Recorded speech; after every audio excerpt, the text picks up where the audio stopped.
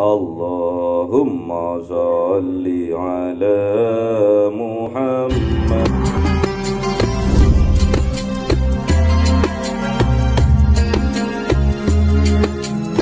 Alaihi wasallim. Allahumma salli ala Muhammad. Ya Rabbi salli alaihi wasallim.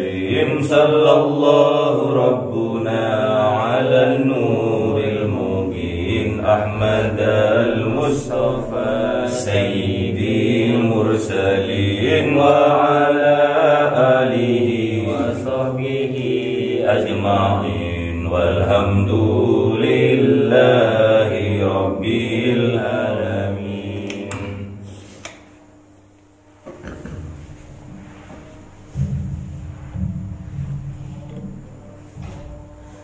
Kalamun qadimun la yumallu zama'uhu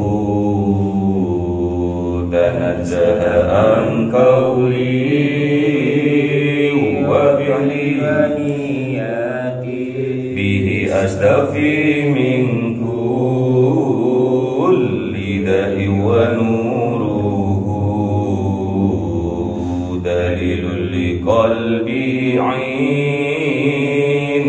jahli wa hayrati fa ya rabbi mati'ni bi sirri hurufihi wa nawwir bihi sam'i wa qalbi wa muqlati wa habli bihi fathan wa ilma wa hikmatan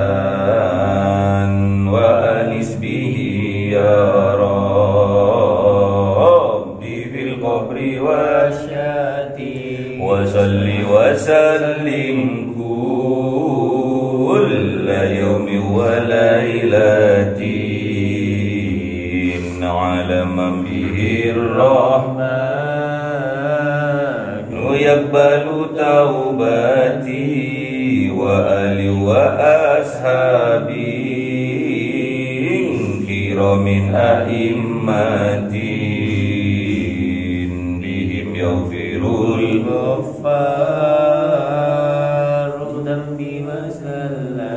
A'udzu billahi minasy syaithanir rajim. Bismillahirrahmanirrahim. Al-Alaq. Bismillahirrahmanirrahim. Iqra bismi rabbikal ladzi khalaq. Khalaqal insana min 'alaq. Iqra wa rabbukal akram. Alladzi 'allama bil qalam. Alamal insana ma lam ya'lam. Shadaqallahul azim. Bismillahirrahmanirrahim. Al-Alaq. Al-Alaq ini wahyu yang pertama.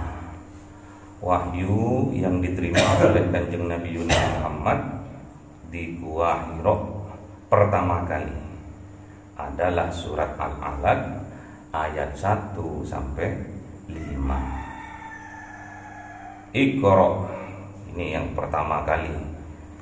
Jadi Kanjeng Nabi Muhammad itu sebelumnya sudah sering untuk menyendiri.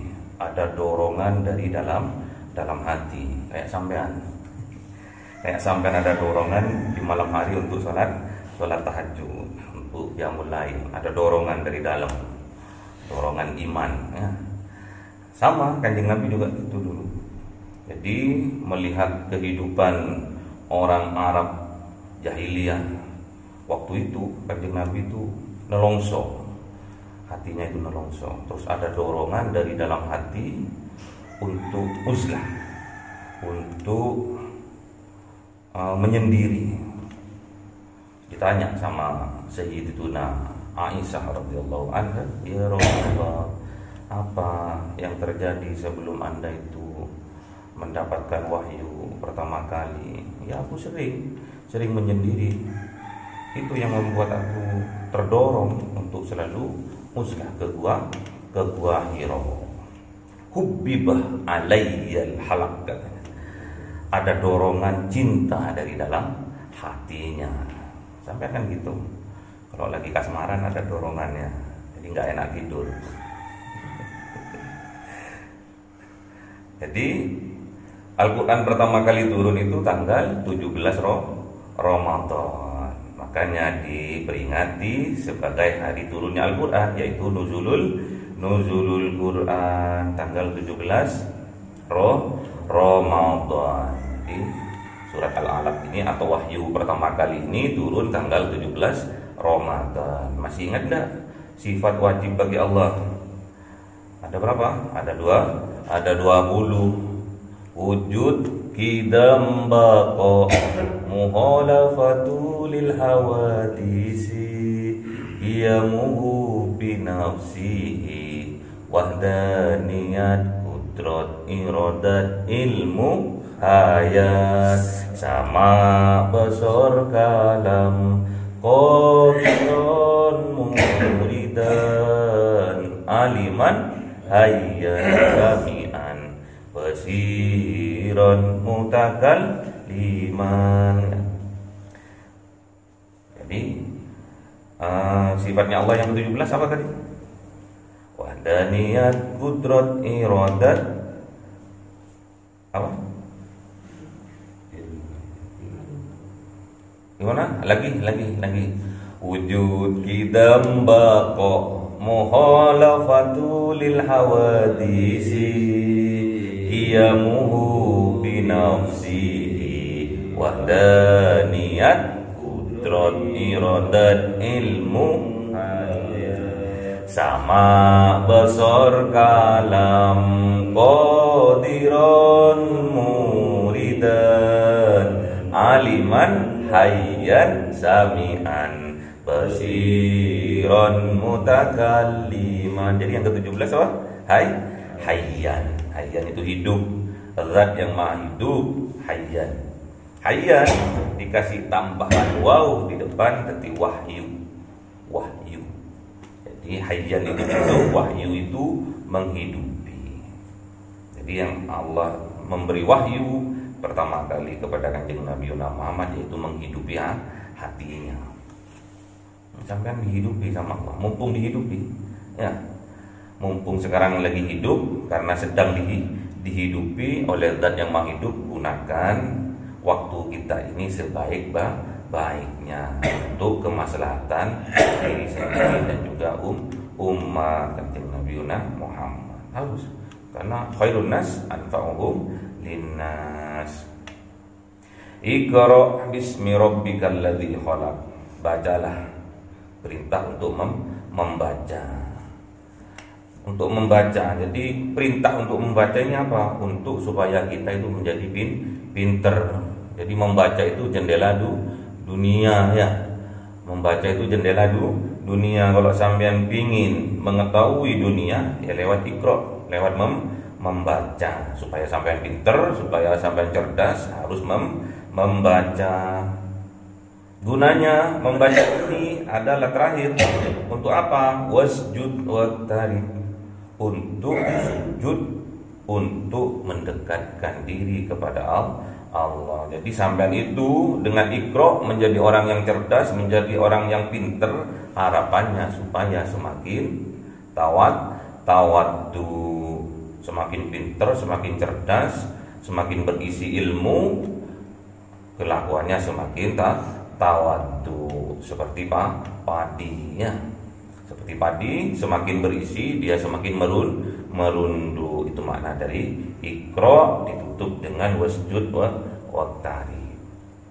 Jadi saya di ala zaman, katakan Nabi, saya di ala nasi zaman, suatu saat akan datang kepada manusia itu sebuah zaman qalilum fuqaha, sedikit orang yang paham, wa katsiran qaraa'ah.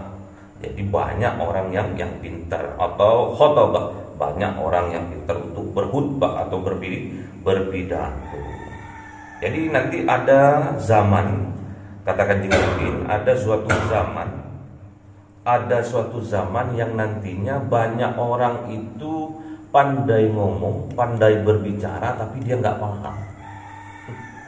Ngomong toh, ceramah toh, pidato toh, tapi sebetulnya dia itu nggak paham. Sedikit kepahaman, banyak omong. Apa namanya itu?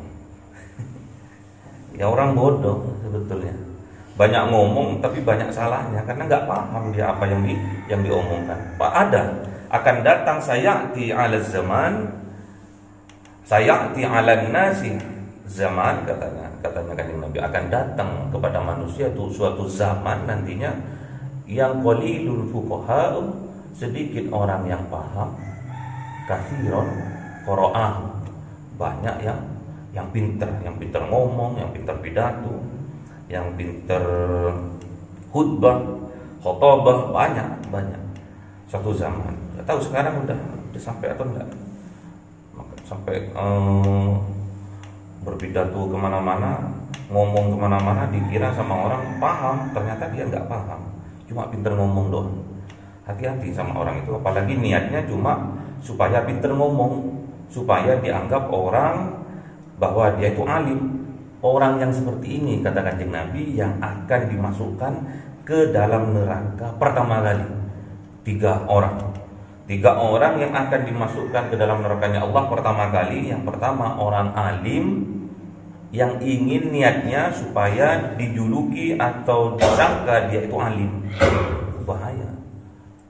Orang alim supaya kata orang niatnya dia itu alim, itu niatnya dia belajar itu supaya dikatakan dia itu seorang alim, pingin dikatakan seorang ulama, pingin dikatakan dia seorang ustaz, pingin dia dikatakan seorang kiai, syekh, pinginnya itu akan dikasih sama Allah di dunia, tapi di akhirat dia dimasukkan ke dalam neraka pertama kali ya. Salah satu dari tiga orang yang akan dimasukkan ke dalam neraka pertama kali adalah orang yang niatnya belajar atau qiraah atau menjadi alim. Dia itu pingin hanya untuk dikatakan supaya dia dikatakan seorang ulama. Hati-hati ya. Iqra bismi rabbikal ladzi khalaq. Bacalah ya Muhammad. Baca. Kanjeng Nabi waktu didadeng Jibril pertama kali di Gua Hira itu ada suara Iqra ya Muhammad, Iqra ya Muhammad. Dijawab sama Kanjeng Nabi Muhammad, "Ma ana biqori." Aku tidak bisa membaca. Dipeluk sama Jibril dari belakang sampai tulang rusuknya ini bunyi kretek. Saking kuatnya. Dipeluk dari belakang sama Jibril, kretek. Kalau sudah kretek berarti sulit untuk bernafas. Kretek. Gitu kan? Iqra. Ma ana biqori, kata Kanjeng Nabi. Aku enggak bisa membaca. Dipeluk lagi sama Jibril, tambah erat lagi. Iqra ya Muhammad. Ma qara'ah. Apa yang harus aku baca? Bismi rabbikal ladzi khalaq. Baca dengan menyebut nama Rabbmu, nama Tuhanmu, alladzi khalaq, yang menciptakan. Makanya kita itu apapun pekerjaan kita penting dalam kehidupan kita harus awali semua pekerjaan yang penting itu dengan membaca bismillah. Ya. Kullu mri'in, katanya Kanjeng Nabi, kullu mri'in dzibalin bi bismillah. Jadi setiap pekerjaan yang penting itu harus membaca bismillah. Kalau kita tidak membaca bismillah, maka kata Kanjeng Nabi itu fahuwa aqta, maka akan terputus. Apa yang terputus? Barokahnya. Jadi harus membaca bismillah.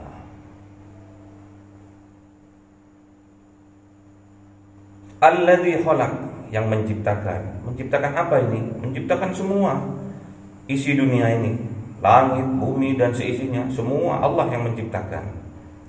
Terus di ayat selanjutnya, khalaqal insana min 'alaq. Baru spesialis Allah itu ambil satu penciptaannya, yaitu yang bernama manusia. Khalaqal insana min 'alaq. Jadi Allah itu menciptakan manusia dari alaq itu apa itu ya? Seperti lintah yang menggantung di rahim, itu alaq namanya. Alaq. Wa laqad khalaqnal insana fi sulalatin min tin wa ja'alnahu gimana? Wa ja'alnahu nutfatan alaq. Jadi Allah itu menciptakan manusia itu dari saripati tanah. Terus saripati tanah itu menempel di setelah bertemu dengan sel telur, terus akan dimasukkan ke dalam fi qararin makin, katanya akan diletakkan di dinding rahim, di dinding yang kuat, yaitu rahim seorang ibu. Terus habis itu menciptakan khalaqan nutfah alaqah. Jadi nutfah itu sama Allah diciptakan menjadi alaqah. Alaqah itu adalah darah seperti lintah itu yang menggantung di dinding rahim seorang ibu. Ada yang bertanya kemarin, mana kalau bayi tabung, Pak?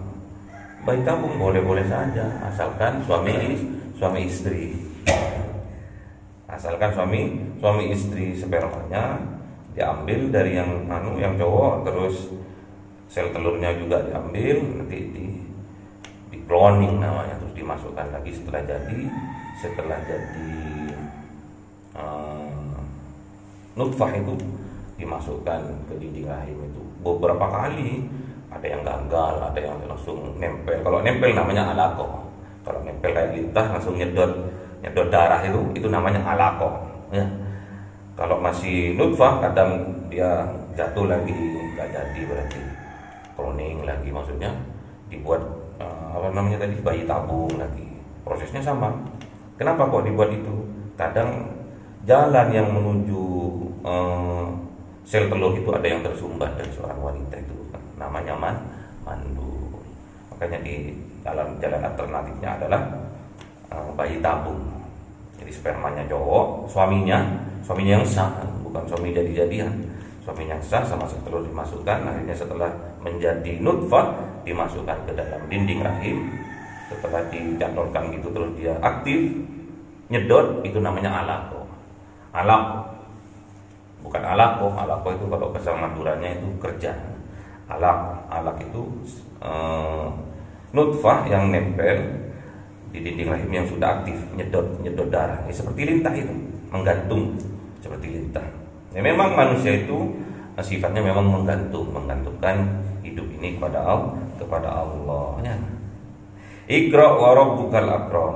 Bacalah ya Muhammad wa rabbukal akram, dengan Tuhanmu yang mulia, akram. Jadi Iqra ini diulang-ulang sampai 2 kali. Maksudnya apa? Kita itu harus introspeksi diri, karena Allah itu sedang menghidupi kita.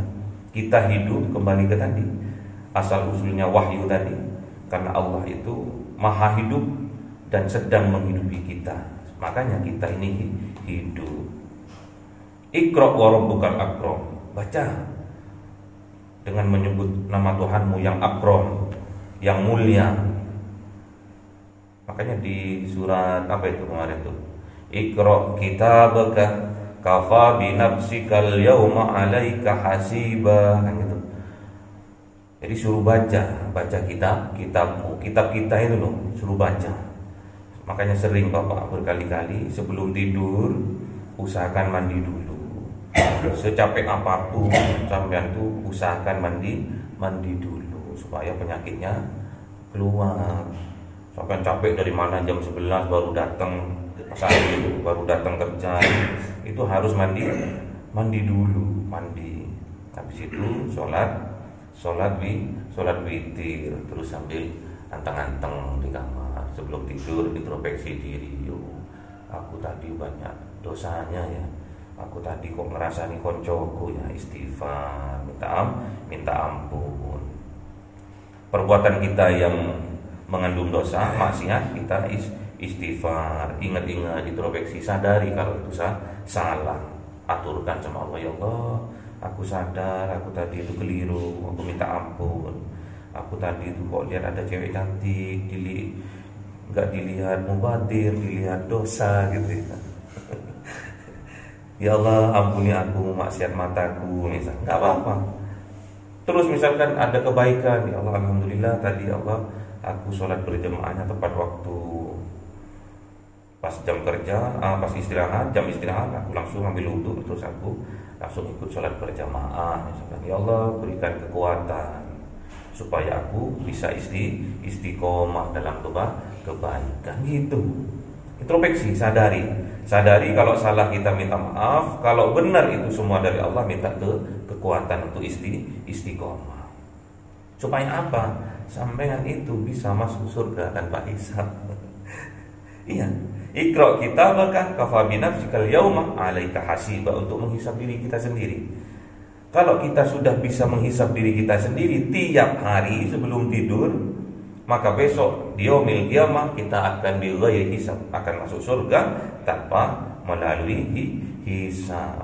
Bisa enggak ambil? Bisa ya. Alladzi 'allama bil qalam, yang memberi ilmu. Allah itu yang mulia itu memberi ilmu, memberi pengetahuan bil qalam, perantara kolam. Kolam itu apa dulu? Pena. Kolam itu pena. Boleh pena, boleh alat untuk menunjuk. Itu yang dinamakan kolam. Kalau di zaman dulu, di zamannya para wali, kolam itu adalah lidinya aren, itu namanya kolam. Kalau nunduk pakai kolam itu. Kalau belajar itu loh, lifata lif kasro lif dama a i u gitu kan, itu kolam namanya itu. Kalau lidinya dari aren itu namanya kolam. Namun kalau kata Bapak di sini, kolam itu adalah tengah-tengahnya mata, yang ada tintanya itu, yang hitam itu tengah-tengah mata itu. Itu yang dimaksud kolam, pemberi petunjuk. Jadi misalkan Bapak nanya, mana HP Bapak ya? Saya cari. Habis itu sampai tunjuk dengan jari jempol. Oh ini Pak. Sebetulnya yang nunjuk pertama kali bukan jari jempol ini, bukan, tapi mata, karena melihat. Paham tak ini? Makanya sampean itu bisa pinter karena kolam ini, karena mata lah, karena mata ini bisa melihat. Kalau sampean nggak pergunakan kolam ini sebaik-baiknya, sampean akan jadi orang bodoh. Pergunakan. Mumpung kita masih hidup, terus Allah sedang menghidupi kita, mata kita bisa dibuat untuk melihat, untuk belajar. Pergunakan kolam kita ini sebaik-baiknya. Nanti kalau udah mati, yang namanya kolam yang tengah-tengah ini akan tumpah ke yang coklat itu. Biar pupil itu akan tumpah. Biar udah gak bisa melihat. Yang dia lihat adalah alam barzah sudah. Makanya dia gini kalau orang mau mati, bukan sampai yang dilihat itu, bukan yang di sekitarnya itu yang dilihat, tapi alam barzah sudah yang dilihat. Terus habis itu sudah matanya nggak bisa melihat, hidungnya sudah tak bisa bernafas. Bernafasnya pakai mulut kalau orang sudah mau meninggal itu. Terus habis itu kupingnya akhirnya nggak bisa mendengar, walaupun sampean bilang Allah sudah nggak bisa, cuma imannya yang dipertaruhkan itu ya. Makanya sampean belajar ya, biar ini. Makanya kata kemarin itu yang dinamakan yang berbahaya itu kalau kita itu buta mata hati ketimbang buta mata dohir kita ya. Allamal insana ma lam ya'lam, yang mengajarkan manusia itu malam ya'lam, yang sebelumnya manusia itu tidak tahu. Jadi sini di alamah di sini ada dua, allama bil qalam, melalui perantara kolam, ada allamal insana ma lam ya'lam, tanpa perantara. Maksudnya apa? Jadi ada ilmu itu yang didapat karena kita usahakan, itu namanya kasbi, karena kita usahakan. Ada ilmu yang tidak kita usahakan, itu namanya wahbi. Itu ilmu laduni, itu nggak usah diusahakan, datang sendiri. Tapi harus ya, harus kasaf ya. Harus hatinya harus bersih. Kalau sampai ingin punya ilmu laduni harus bisa membersihkan di jiwanya, tazkiyatun nafsnya. Jadi ada dua, ilmu itu bisa didapat perantara kolam karena kita belajar membaca Iqra. Terus ada juga Allah itu langsung memasukkan ke dalam hati. Namanya ilmu laduni. Sampai sering baca itu sebetulnya. Itu tatkala itu dicontohkan kisahnya itu kisah Kanjeng Nabi Khidir alaihissalam mengajarkan kepada Kanjeng Nabi Musa alaihissalam. Fawajada 'abdan min 'ibadina atainahu rahmatan min indina wa 'allamnahu min ladunna ilma. Itu namanya ilmu laduni. Min ladunna ilma. Itu namanya ilmu laduni. Gampang Pak, iya, yang penting hatinya bersih. Gampang ilmu laduni itu. Tanpa belajar sampai bisa. Tapi juga kita sebagai orang awam ya kita harus belajar. Dengan apa? Bil kolam, perantara kolam. Perantara pena boleh. Tapi kalau nggak ada matanya nggak bisa kelihatan. Ada juga yang pakai hati. Jadi ada orang yang cacat matanya nggak bisa melihat, dia pakai Quran yang ada ininya itu, yang timbul itu pakai ini. Dia aja bisa hafal Quran, masa sampai nggak bisa? Kebangetannya. Jadi ingat, ilmu itu bisa didapatkan oleh dua jalan. Yang pertama dengan cara diusahakan, dengan cara alat, dengan cara perantara namanya kolam, atau itu disebut dengan kasbi karena kita usahakan. Ada juga ilmu itu yang didapatkan tanpa perantara, namanya wahbi. Jadi ada dua ilmu, kasbi dan wahbi. Jadi sampean itu terserah sampean, yang penting sampean belajar aja dulu sekarang. Alladzi 'allama bil qalam, dikasih mata, kita pergunakan mata ini sebaik-baiknya. Kolam kita ini sebaik-baiknya. Jadi Kanjeng Nabi juga dia bisa membaca. Kanjeng Nabi juga langsung dimasukkan ke dalam hatinya. Kanjeng Nabi itu bisa membaca. Ada Al-Quran itu dibagi dua, namanya apa? Al-Quranul Karim, ada juga Al-Quranul Qadim, kata Gus Dur gitu. Kalau Al-Quranul Mubin di Lauhul Mahfuz. Kalau Gus Dur itu, kata Gus Dur itu ya itu Al-Quran Qadim wahyu minul ya, tanpa dinulis iso diwoco gitu ya. Kata Gus Dur, kalau sampean nggak bisa, harus perantara kolam. Kita harus sadar diri, siapalah diri ini. Makanya kita harus bisa introspeksi diri supaya kita sadar diri bahwa kita adalah makhluk yang diciptakan oleh Allah melalui alaq, perantara alaq. Itu dari saripati tanah, dari sperma, akhirnya bertemu dengan sel telur, akhirnya jadi alaqoh yang menempel atau menggantung di dinding rahim seorang ibu seperti lintah. Sampai asal usulnya kayak itu sadari, ojo petentang peteng-teng, sampai ganteng sekarang petentang peteng-teng ya. Harus syukuri itu dengan cara memperbanyak ibadah kepada Allah. Ngapain kita sombong-sombongnya? Kita dijadikan dari hal yang hina, dari sperma yang terpancarnya, ma'in yang terus akhirnya jadi alaqoh, terus jadi mudghah, sekumpal daging nanti, terus jadi makhluk yang kayak sampean ini, ganteng-ganteng ini. Pergunakan kegantengannya sampean itu untuk bermanfaat bagi diri kita sendiri dan juga orang lain. Terus belajar, terus membaca biar sampean difaqihkan. Makanya Allah, kalau Allah bilang itu, kata Rasulullah itu, mayuridillahu khairan fayufaqihu fiddin. Kalau Allah menginginkan kebaikan buat kita, maka Allah akan pahamkan agama itu buat kita. Makanya belajar Al-Quran ini adalah khairukum man ta'allamal Quran wa 'allamahu. sebaik-baiknya umatnya Kanjeng Nabi Muhammad adalah yang belajar Al-Quran dan mengajarkannya. Allahumma arhamna bil Quran waj'alhu lana imam